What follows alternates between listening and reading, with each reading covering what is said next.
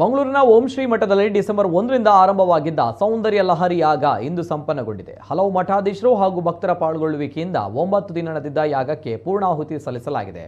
ಓಂ ಶ್ರೀ ಮಠದ ವತಿಯಿಂದ ಲೋಕ ಕಲ್ಯಾಣಾರ್ಥವಾಗಿ ವಿಶೇಷವಾದ ಸೌಂದರ್ಯ ಲಹರಿ ಯಾಗವನ್ನು ಆಯೋಜಿಸಲಾಗಿತ್ತು. ಈ ಯಾಗ ಬಹಳ ಅಪರೂಪವಾಗಿ ನಡೆಸುವ ಯಾಗವಾಗಿದ್ದು ಜಿಲ್ಲೆಯಲ್ಲಿ ಇದೇ ಮೊದಲ ಬಾರಿಗೆ ಈ ಯಾಗವನ್ನು ನಡೆಸಲಾಗಿದೆ. ಹಲವು ಮಠಾಧೀಶರು ಹಾಗೂ ಭಕ್ತಾದಿಗಳು ಈ ಯಾಗದ ಪೂರ್ಣಾಹುತಿಯಲ್ಲಿ ಭಾಗಿಯಾಗಿದ್ದಾರೆ.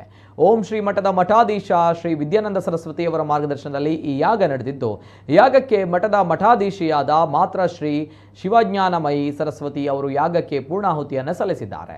ಈ ಯಾಗದಲ್ಲಿ ಶ್ರೀ ಮಹಾಬಲೇಶ್ವರ ಸರಸ್ವತಿ, ರಾಜೇಶ್ನಾಥ್ ಗುರೂಜಿ, ನಿಶ್ಚಲ ನಿರಂಜನ ಕೇಂದ್ರ ಸ್ವಾಮೀಜಿ, ಎಡೆನೀರು ಮಠದ ಸಚ್ಚಿದಾನಂದ ಭಾರತಿ ತೀರ್ಥರು, ಚಿತ್ರಾಪುರ ಮಠದ ವಿದ್ಯೇಂದ್ರ ತೀರ್ಥರು ಉಪಸ್ಥಿತರಿದ್ದರು.